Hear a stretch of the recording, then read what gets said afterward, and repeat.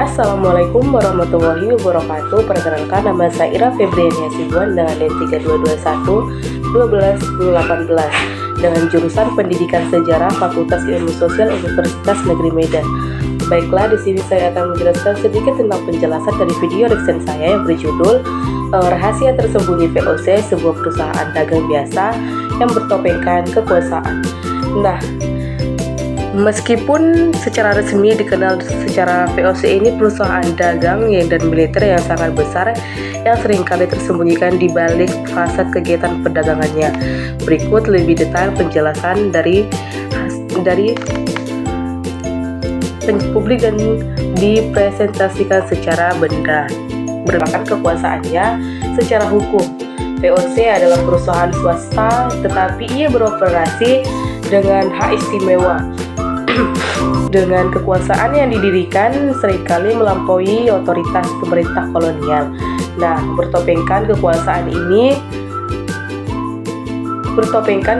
ini menekankan sifat manipulatif.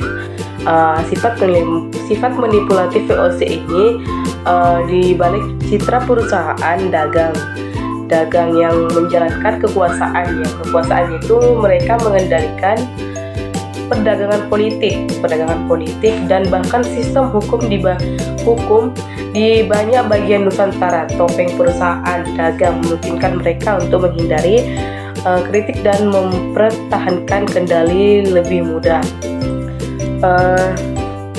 Lebih singkatnya, judul tersebut menyoroti kontras antara citra publik VOC sebagai perusahaan dagang dan realitas. Nah, sebenarnya judul ini mengandung pembaca untuk menggali lebih dalam mengenai sejarah VOC. Baiklah, untuk penjelasan yang lebih jelas lagi, mari kita saksikan video yang saya tampilkan. Mari kita menyaksikannya bersama-sama dan menyimak dengan bersama-sama. Hai Sobat Historian, kembali lagi di channel Delta Buana yang membahas seputar sejarah dan juga kejadian unik yang ada di Indonesia dan juga dunia. Tapi sebelum lanjut, jangan lupa di subscribe dulu ya, karena akan ada banyak informasi menarik lainnya. Pasti kalian sudah tidak asing lagi dengan nama VOC atau Verenigde Oost-Indisch Compagnie, yang sebagai kongsi dagang ataupun perusahaan Hindia Timur Belanda yang telah berdiri pada tanggal 20 Maret 1602, karena sudah kita pelajari sejak di bangku sekolah. Tapi apakah kalian tahu bahwa VOC hingga saat ini masih memegang label sebagai perusahaan dagang terkaya? Munculnya VOC sebagai perusahaan terkaya tidak terlepas dari kebijakan yang mereka miliki. VOC merupakan perusahaan dagang yang memiliki hak istimewa karena langsung didukung oleh negara. Hak tersebut dikenal dengan nama hak oktroy. Berikut ini adalah beberapa keistimewaan dari hak oktroy tersebut. Yang pertama, hak untuk memonopoli terhadap perdagangan rempah-rempah. Yang kedua, hak untuk mencetak mata uangnya sendiri.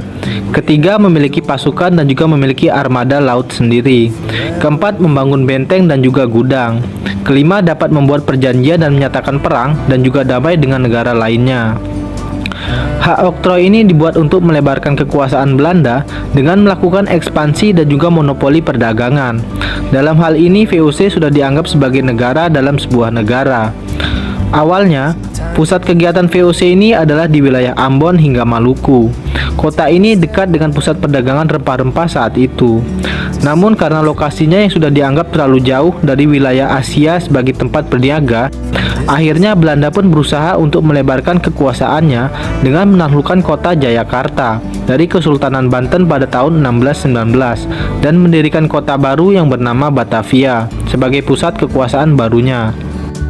Dan selama masa puncak kejayaannya, VOC ditafsir memiliki kekayaan bernilai 78 juta gulden Belanda, yang berarti nilainya di zaman modern saat ini setara dengan 7,9 triliun dolar Amerika Serikat yang sudah disesuaikan dengan inflasi saat ini. Sebagai perbandingan, nilai kongsi dagang Belanda ini sudah setara dengan gabungan PDB Jepang dan juga Jerman di era modern saat ini. Dan berdasarkan riset dari Business Insider, VOC sudah memiliki kekayaan yang setara dengan beberapa raksasa perusahaan dunia yang seperti Apple, Microsoft, Amazon, ExxonMobil, Berkshire Hathaway, Tencent, dan juga Wells Fargo. Dan jika disesuaikan dengan angka inflasi saat ini, Saudi Aramco pernah mencapai nilai 4,1 triliun dolar Amerika Serikat pada tahun 2010. Lalu ada PetroChina yang pernah melampaui 1,4 triliun dolar Amerika Serikat pada tahun 2007. Kemudian disusul oleh Standard Oil yang pernah menjadi penguasa minyak dunia yang bernilai setidaknya 1 triliun dolar Amerika Serikat, dan juga Microsoft pada tahun 1999 yang hanya bisa mencapai 912 miliar dolar Amerika Serikat. Jadi bagaimana pendapat kalian sobat historian? Mereka bisa menjadi kaya tidak terlepas dari kekayaan alam yang ada di Nusantara. Semoga informasi ini bisa bermanfaat. Salam jas merah.